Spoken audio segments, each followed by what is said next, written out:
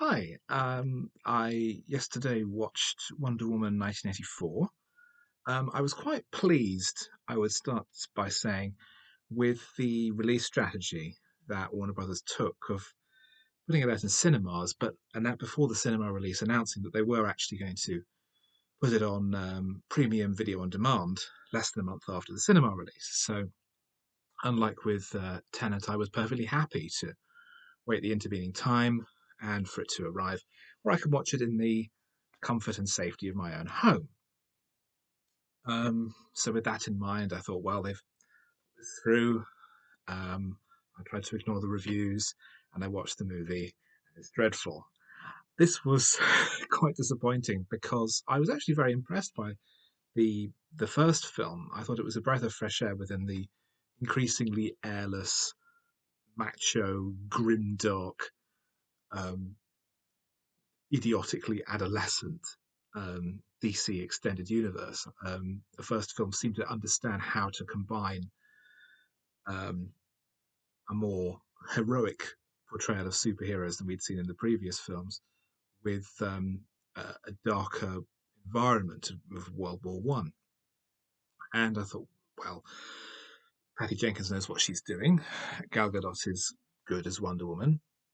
I'm looking forward to seeing the sequel, moving their story forward to 1984, where um, Diana Prince has been helping people covertly for decades and taken a job working at the Smithsonian, but a rock has been uncovered that can grant wishes. And a would be oil magnate named Maxwell Lord gets hold of it. And realizing its power, he wishes that he will himself become the rock and that people can make wishes from him. Um, and this causes all kinds of chaos, not least because Diana wishes that Steve Trevor, her love interest from the first film, would return, and he does by possessing the body of a passerby. The film is a total mess from top to bottom. It's it's a first draft, and it is shockingly undisciplined and shockingly poorly constructed. The number of holes in the script are without number. Um, at the very least, we have a villain who is very obviously patterned after Donald Trump in a way that feels weirdly tasteless. We have Diana bringing Steve back, and Steve running around for much of the movie, even though he's possessing someone else's body, and they sleep together, which is basically raping this guy. That seems to have been ignored. Um, we have a secondary villain, the cheetah, played by Kristen Wiig, who wishes that she were more like Diana, so she becomes more confident and more glamorous, and then later wishes that she could be an apex predator in a story twist that, even though everyone only gets one wish, that kind of the side effects of other people's wishes, because the plot of the movie is be careful what you wish for, which reminds me of Man of Steel, in that at the end of Man of Steel, Superman just murders the villain. He just twists his head off like the lid from a ketchup bottle.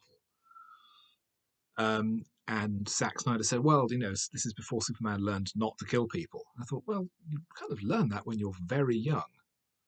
It goes with, learning right from wrong and not murdering people.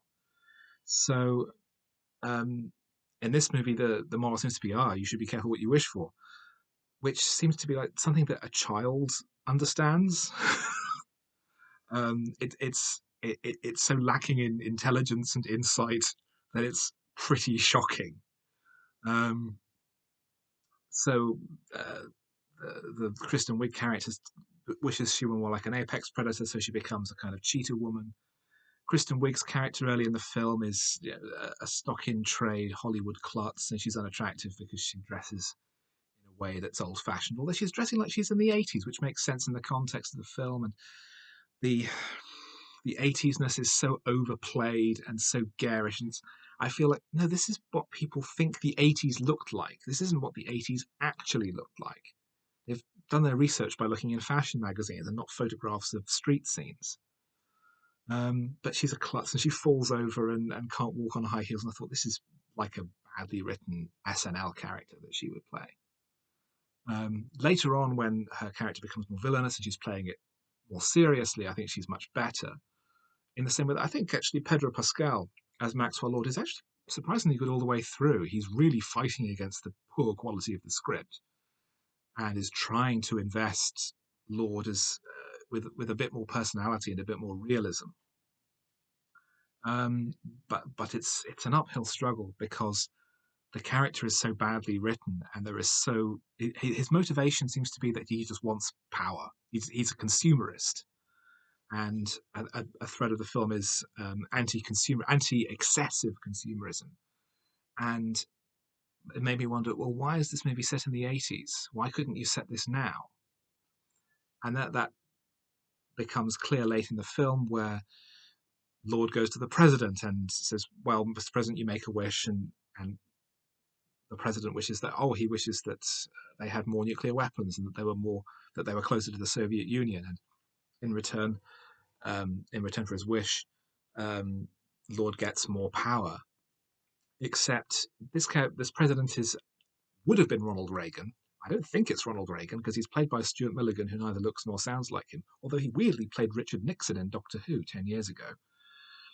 And Reagan was actually, by this point, quite against nuclear proliferation. So that doesn't make any sense either.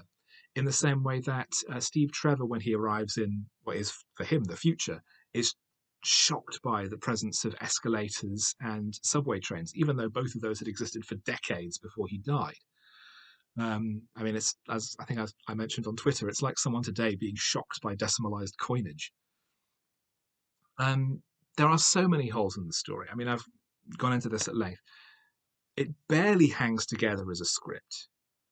There are lots of unmotivated characters. There are flaws in logic. There are flaws in internal coherence. There are things that just don't hang together. The pacing is a mess. The film has two huge introductory sequences, one of which is totally redundant and means nothing.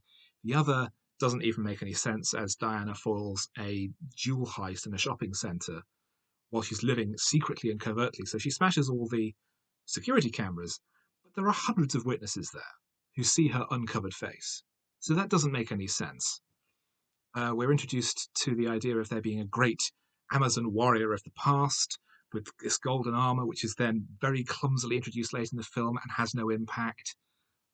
Also, Diana's ability to make things turn invisible, introduced with no foreshadowing or impact of any kind, and then is completely ignored for the rest of the movie. It's so sloppy and so clumsy. It's a first draft of a script with no real thought given to how anything is supposed to connect together. And then it's been filmed with a $200 million budget by a director who seemingly has forgotten any sense of self-control. It's a total mess. It's over 2.5 hours long. It is grotesquely self-indulgent. It is embarrassing to watch. And it just makes the first film look like a complete fluke. DC is back in business as purveyors of piss-poor superhero movies. I was reluctant to see the first Wonder Woman movie when it came out because DC had such a bad reputation. But I did a poll and people said you should go and see it, and I did go and see it, and it was great. I didn't need any persuasion to see this.